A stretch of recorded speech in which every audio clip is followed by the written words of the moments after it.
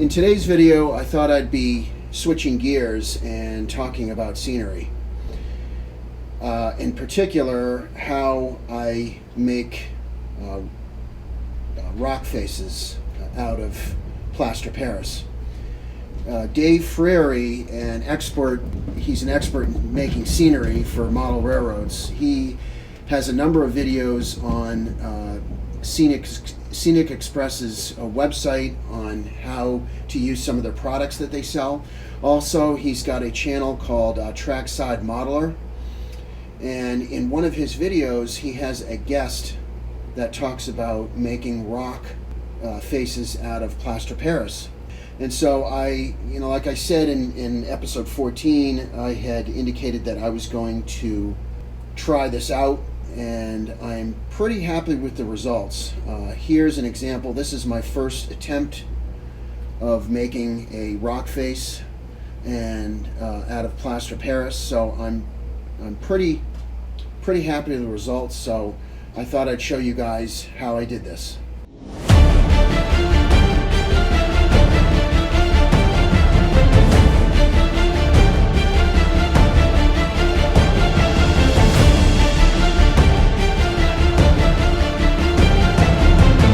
So we're here on the opposite side of the hill that you saw before, the rock face. So I wanted to show you guys what you need for materials to do this. There's really not a whole lot that you need. So over here you've got a mixing bowl. I've got a measuring cup with 1 cup of cold water measured out already. This is an artist's palette knife that I got at Michael's. To this, what you'll do is you'll carve striations into the plaster. This is an X-Acto knife to cut into the plaster as it's setting. This is a mixing spatula that goes with that mixing bowl. I got these 2 items from, these are made by Woodland Scenics. They're really nice mixing bowls. This mixing bowl collapses when you're not using it, and it's real easy to clean. This is the Plaster Paris, and this is a 1 cup measuring cup. So the instructions for the Plaster Paris require 2 parts Plaster Paris to 1 part water. So I have 1 cup of cold water measured out here. I'm gonna measure out 2 cups of Plaster Paris and place it into the mixing bowl. Now, before we get started, I wanted to explain how this is gonna work. Basically, what you do is you basically just glob the Plaster Paris on the side where you want it to lie. You want to make the Plaster Paris thick enough so that you can cut into it and make some jagged face, like a rock face. You want to have enough thick enough material on the hillside to be able to cut into it. Also, the trickiest part of making this is the time. The set time for this Plaster Paris on the instructions say it's only 6 to 10 minutes, so you kind of have to work kind of fast. That's the only aggravating part about this, is that you have some time to do it, but the key is to work in very small batches, small areas, because you only have so much time to carve the rock until it fully sets. And then once it's fully set, then of course you can't make any more cuts into it. But I'll go ahead and mix this up, and we will start applying it to the hill. Okay, so I'm going to measure out 2 cups of the Plaster Paris. Now, this Plaster Paris, I actually bought this at Home Depot, so it's very easy to get. You can get it at any hardware store, pretty much.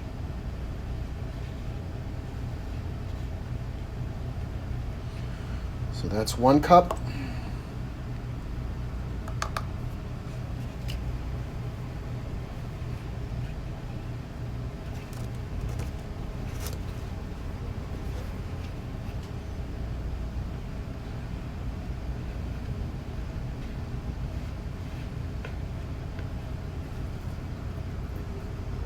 Two cups.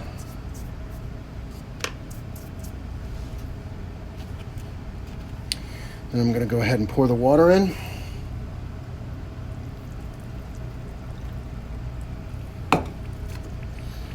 And we'll start mixing it.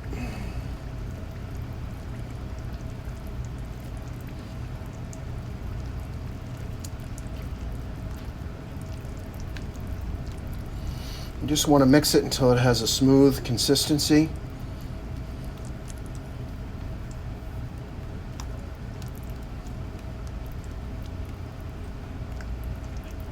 Get all the lumps out. You got to scrape the bottom.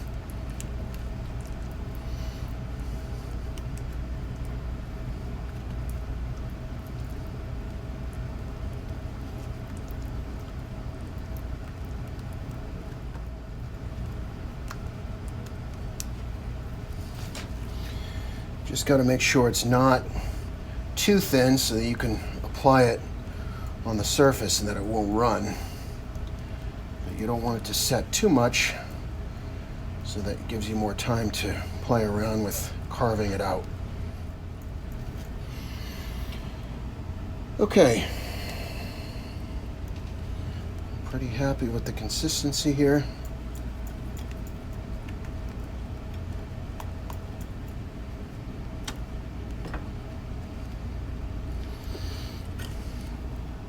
Okay, what I'm going to do now is take this plaster and I'm just going to pour it on the hillside where I want it.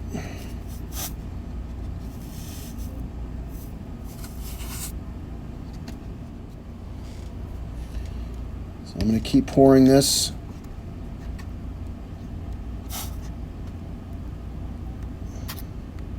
So it looks kind of globbed on here now, but it sets and you can carve it and make it any way you want it.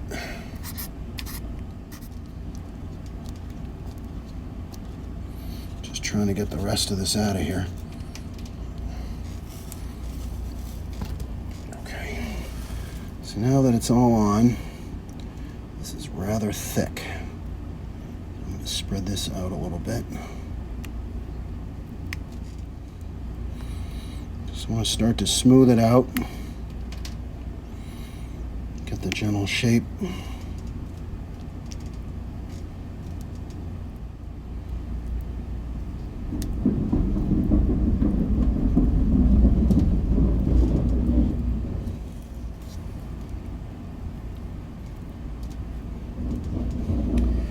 Okay, so what I'm going to do is I'm going to take my palette knife and start making lines in the stone. Just how you think it would go. You don't want them to be parallel, but you got to start making lines, cracks basically in the rock.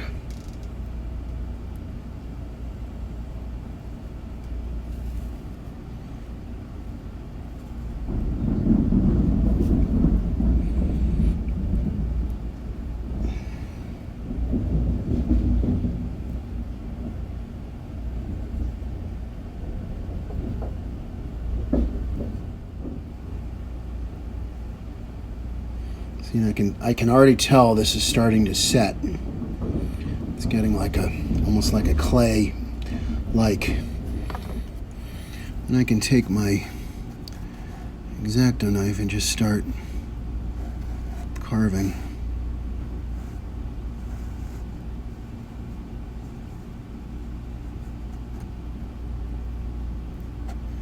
The nice thing about doing rocks like this as opposed to using a mold is that every single rock face will be completely different than the next.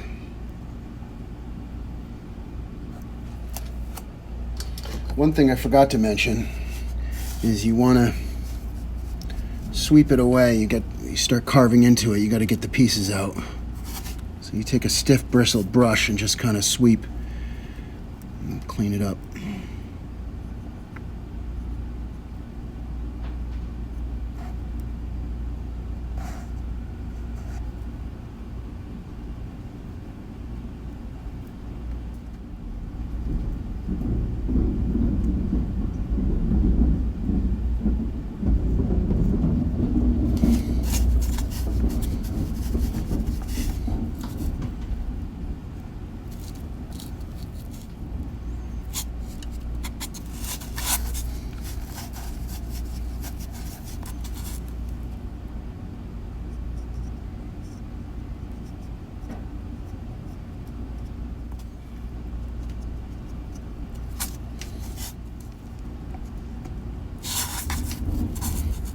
So I can really cut into the rock because I've got a thick enough material on here. And just cut into it and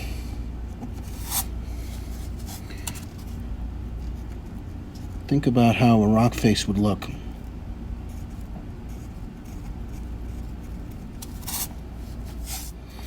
It's interesting, this material, as it sets, it actually turns warm to the touch because it's like a reaction to the water.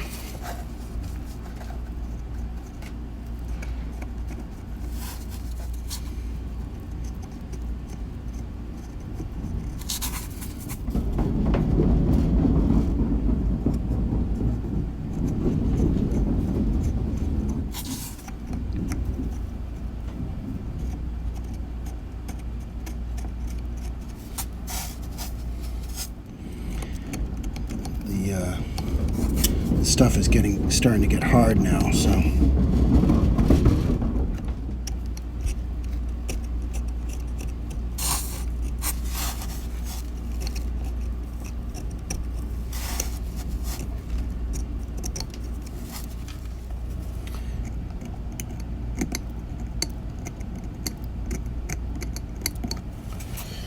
okay, so this is pretty much set. Give you a closer look at it.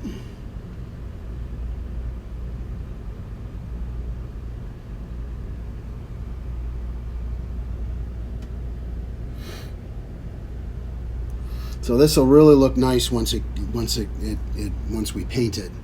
It'll really start to look like a rock when you add color to it. And I'll continue working on this wall, and then we'll go back and paint it.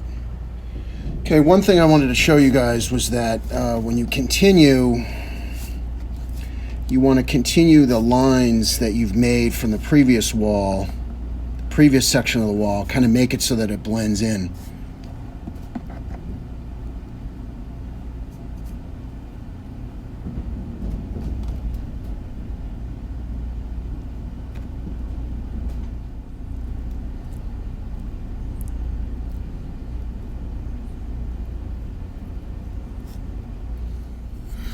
So you want to take these lines, like, for instance, there's a line here. I want to continue that into the stone, into the next section.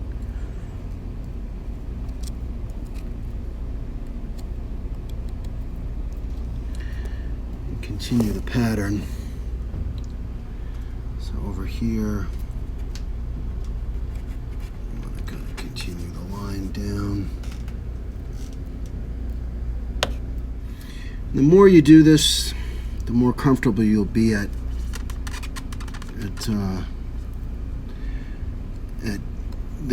achieving the look you want.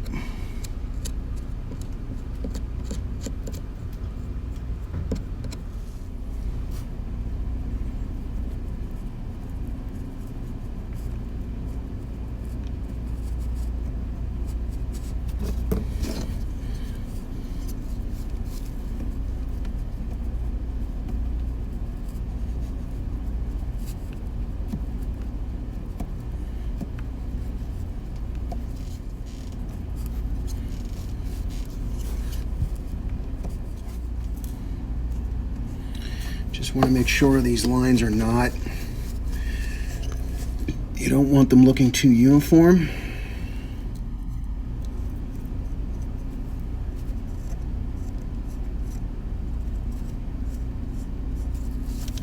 Because nothing in nature is uniform.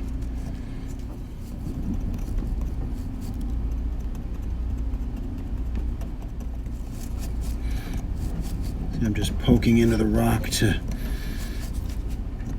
get it so it's not so smooth.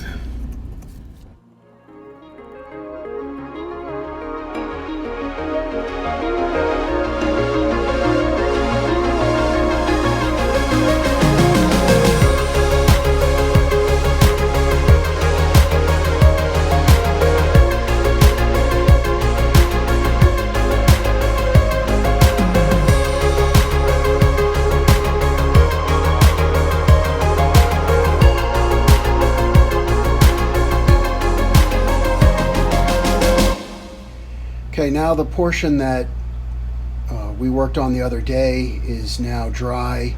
You can see it on the right here. It's white, and that means it's dry and it's ready to be painted. Over here is where I've continued to work on the wall, and you can see it's kind of a grayish color. It's not dry yet, but what we'll do is we'll go ahead and stain this part of the wall. And I wanted to show you guys the materials that I use. This is made by Market Mark. It's a railroad tie and bridge stain. It's a gray-brown mix. It looks more like a gray color than a brown color. What I did was I mixed it with some water to kind of dilute it. It's pretty strong stuff, and I don't know if you saw in the beginning of this video, the gray is pretty dark, so I wanted to kind of lighten it up a little bit. So I added some water. You can buy these in single bottles, or you can buy them in packages of 3. So I bought 3 of these from Micro Mark. I'm a real big fan of Micro Mark. I love their stuff. They have really cool tools, scenery stuff. They even sell Lionel trains. You can buy Lionel trains directly from them. This is the Woodland Scenics Raw Umber. Earth color pigment, and this is burnt umber. And of course it's mixed with water. What I'll do is I'll apply the Micro Mark railroad tie and bridge stain first, and then I will what they call leopard spot the raw umber and the burnt umber on top to give it some variation in color. And it's pretty easy. All you do is you just take a paintbrush and you paint it on.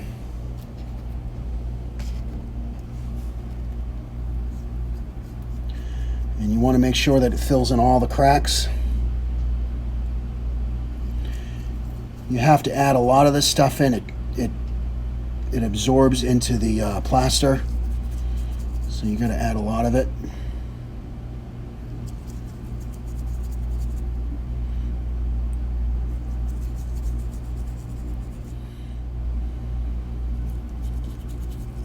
And it's good to let the wash just kind of get into all the cracks and crevices.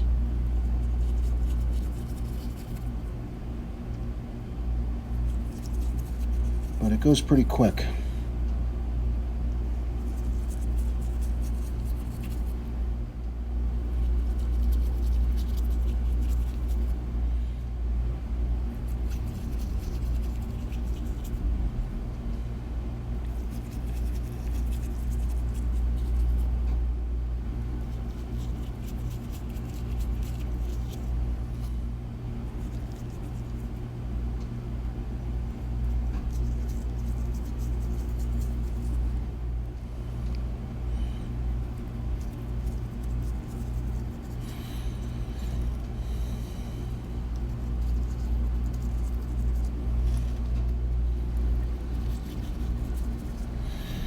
Okay, that looks pretty good. Got to let that dry, and then we will leopard spot with the burnt umber and raw umber from Woodland Scenics. So now it's time for the leopard spotting. Now that the gray has dried, this is to give the rock wall some different color variation. So really all you want to do is just leopard spotting is just randomly applying the wash in different places, but you don't want to cover every inch of the wall. You just kind of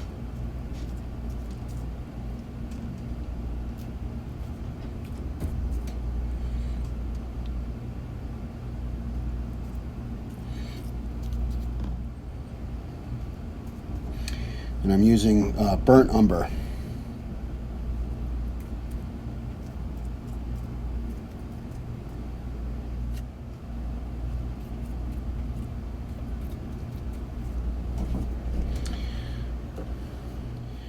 Okay, now I'm using the raw umber. You want to go in different places where the burnt umber has not been applied.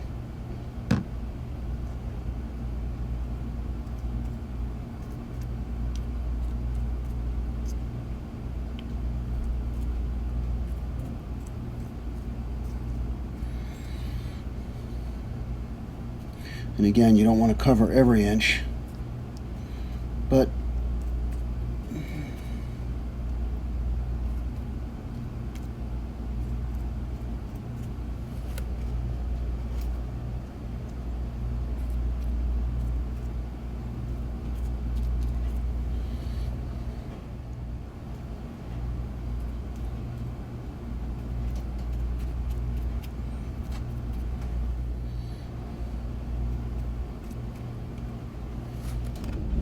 so the last thing I actually forgot to mention is the thing that really makes this rock wall kind of stand out is that you want to bring out some highlights. And the way to do that is to use white paint, and you dry brush white paint onto the very outside of the rock wall to bring out some highlights, and that's what really makes it nice. I'm using basics from Michaels, and I just use a tiny little bit of paint and I dry brush it on the off. So you basically are getting most of the paint off of the paintbrush.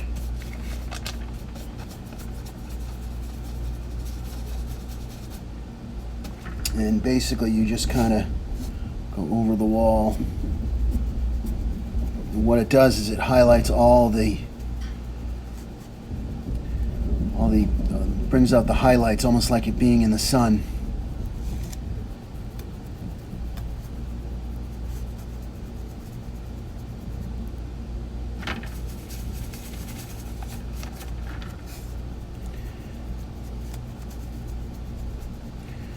This is called dry brushing.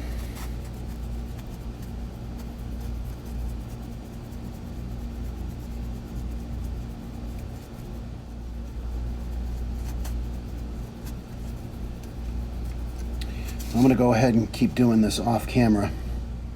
Okay, here's a close-up of the portion that we just finished working on. So I consider this to be finished. I went ahead and I went back with the burnt umber and kind of touched it up to kind of bring out some more of the browns. It looked a little too light, but I'm pretty happy with these results here. So I went ahead and painted the rest of the rock wall here, and I'm pretty happy with the results. I pretty much consider this to be finished. The only thing that I'll probably be adding is down here. This looks unfinished right here, and what I'll probably do is add some Plaster Paris and have it come out a little bit further and have like a ledge here. Kind of like right here. This kind of comes out here. I like that look. But you know, my final thoughts on this are that you know, it's a little bit of extra work as opposed to using a rock mold, but I think the reward is it's more rewarding to look at this and say that you carved this by hand, and I really like the look of it. I think it looks pretty realistic. So guys, I hope this video wasn't too long, and take care, and we will see you on the next video.